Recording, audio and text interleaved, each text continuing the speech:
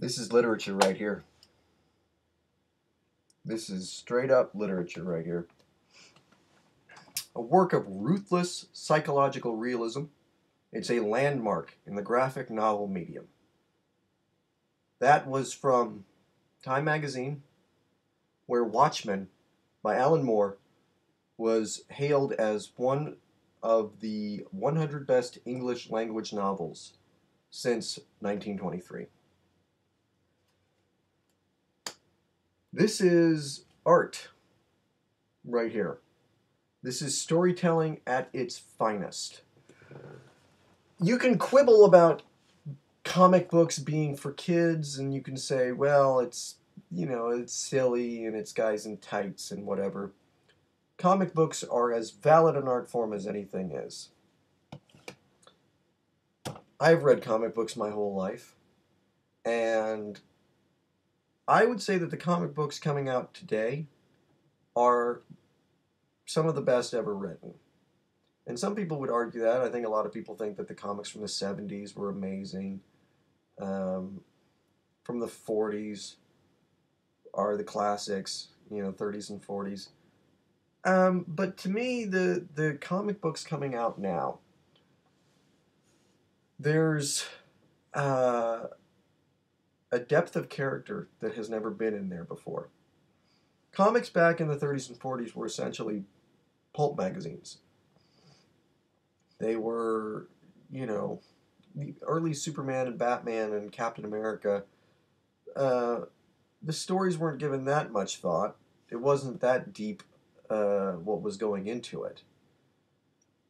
The stories now, I think, have a level of complexity to them that has never been seen in the comic book medium before. Now, as with video games, as we talked about last week, comic books are not only a valid art form, but they're an art form that can only do, they're the only ones that can do what they do. Combining art and literature, taking those two and making something new. And literature on its own can't do that. Literature on its own, it's stagnant. It's text on a page. Comic books pop. Comic books have such an amazing range that they can show you, the adventures they can take you on. Reading Green Lantern, for me, is as satisfying as watching Star Wars.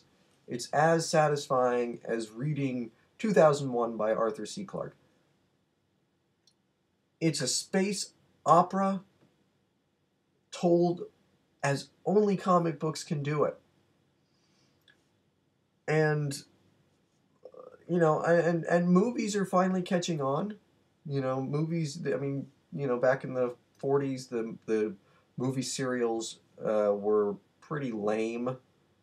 We didn't really get a decent superhero film until Superman in the 70s.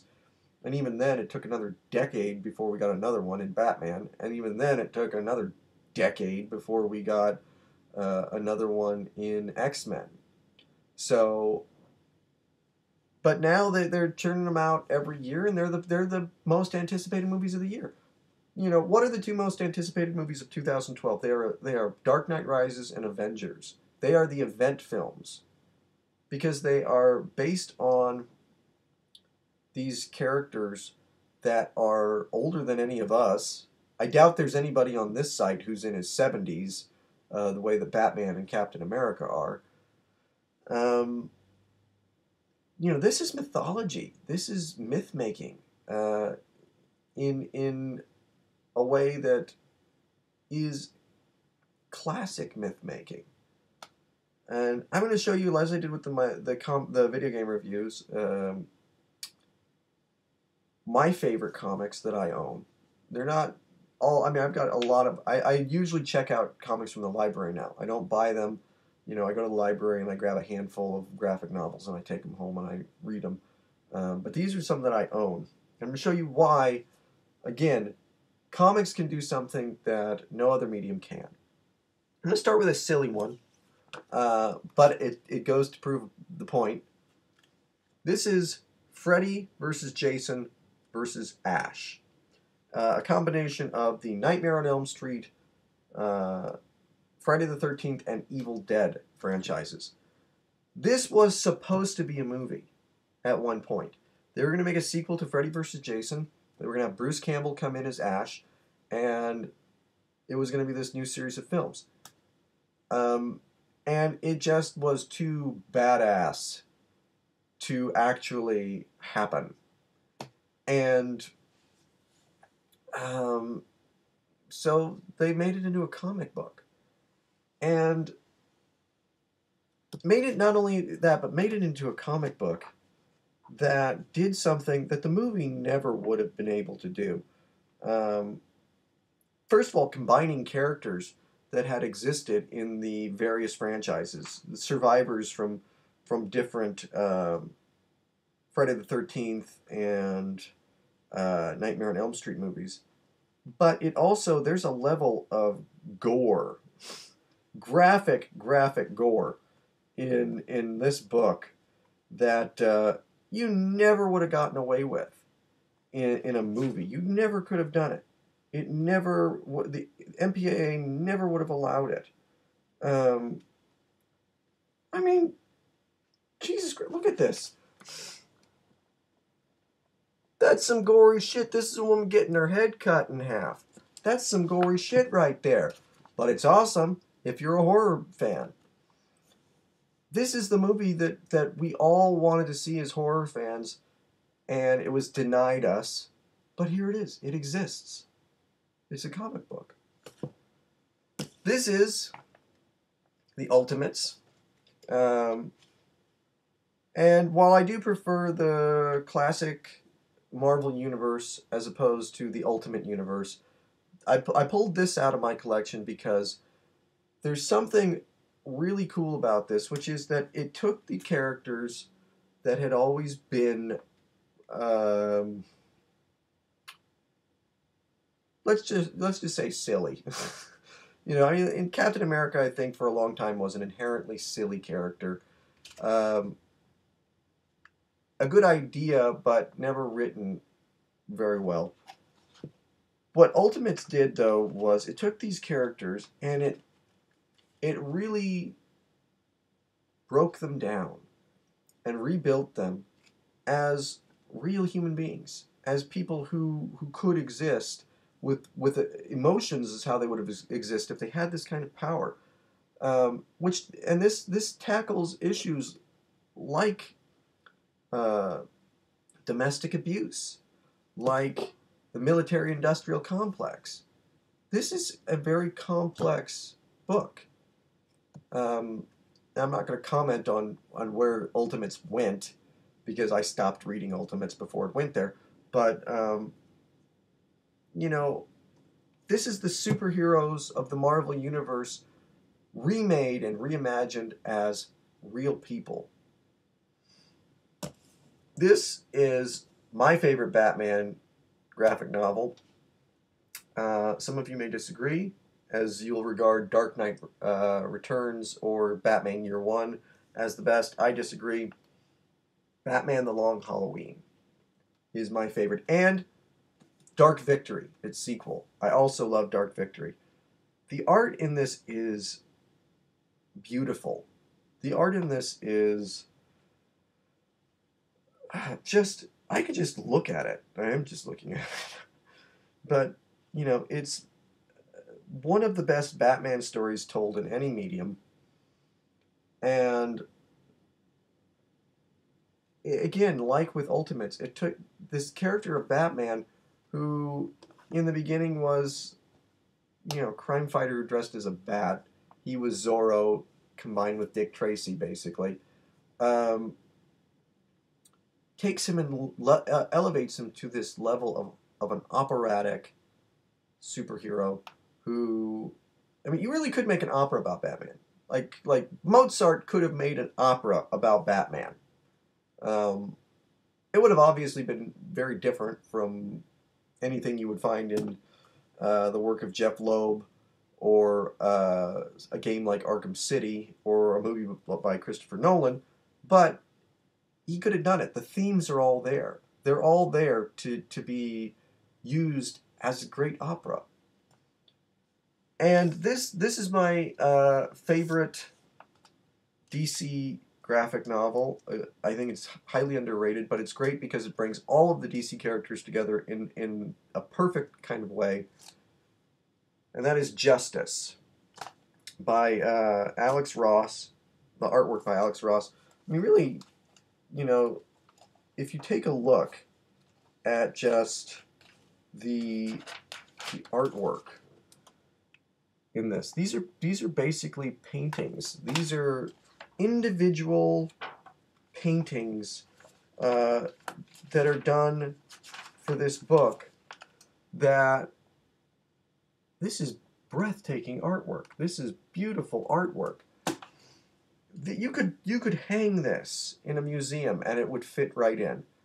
But on top of that, the thing I love about Justice is it does what treats the Justice League the way they should be treated, as our new pantheon of gods. These are our new Greek gods, and they're all here. You can find direct paths from the Greek gods to someone like Flash or Aquaman or Superman or Wonder Woman. They're all here, and we need these kind of characters. These are we need myths in our life. We need stories like this, and really, if you think about it, the Greeks and the Romans told their myths in a pretty similar way. The way superheroes are written, they were the superheroes of their time. It's not like there's that big a difference between Achilles and Superman. You know, Achilles was the Superman of his time. Finally, I'm going to bring this one up, and this is a comic that came out before the movie. It sort of came out, actually.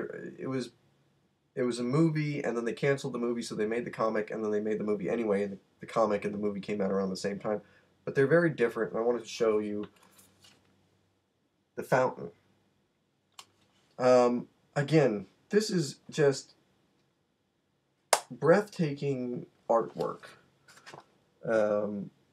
Beautiful, beautiful artwork in this book. And it tells a story that it doesn't have superheroes in it.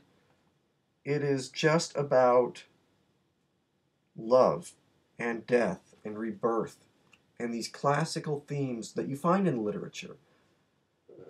And that's why I still will say comic books are a form of literature. They're a form of art. And the idea that comics are kid stuff, that video games are kid stuff, that action figures or teddy bears or anything are kid stuff is nonsense. It's nonsense because art is completely in the eye of the beholder. There are some of you out there who will say that comic books and video games are not art. That's what our moms told us when we grew up, that they were a waste of time.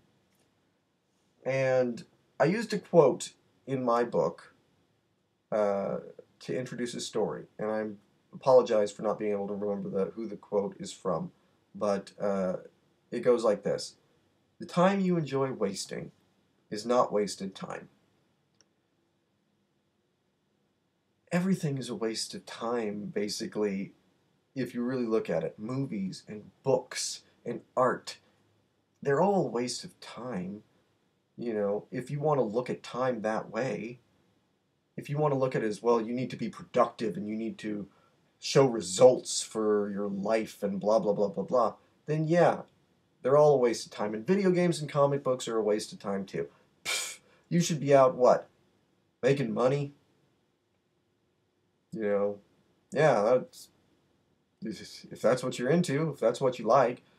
But really, is that what you want to spend your life trying to accomplish? Is, You know, go out and make money and lead a cookie cutter existence.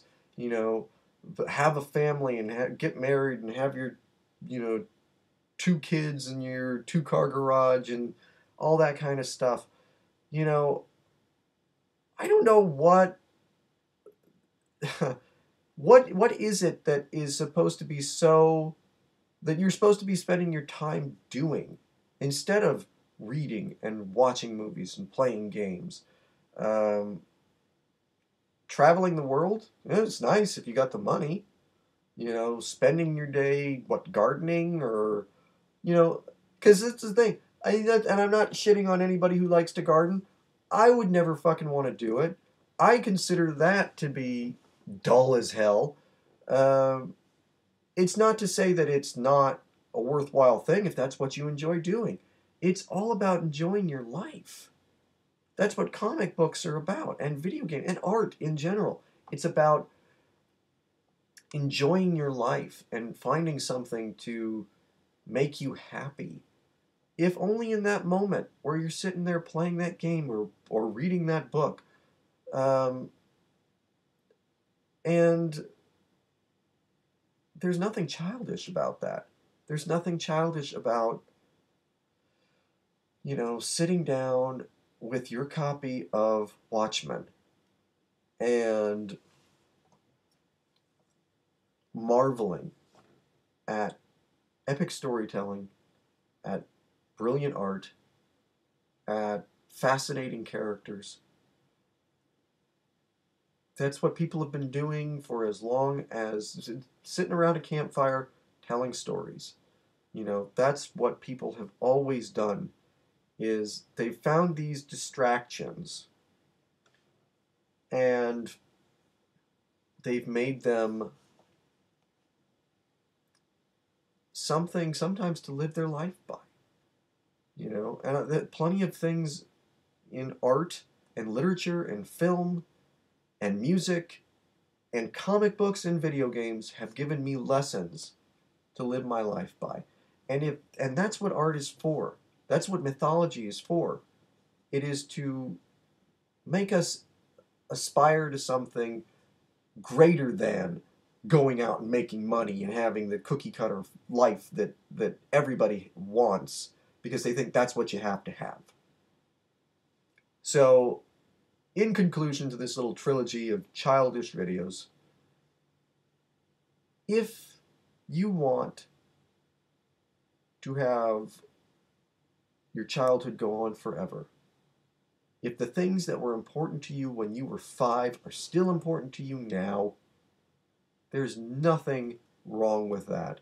And anybody who criticizes you for it, anybody who looks their nose down at you and says, you're just a big kid who plays video games or reads comics.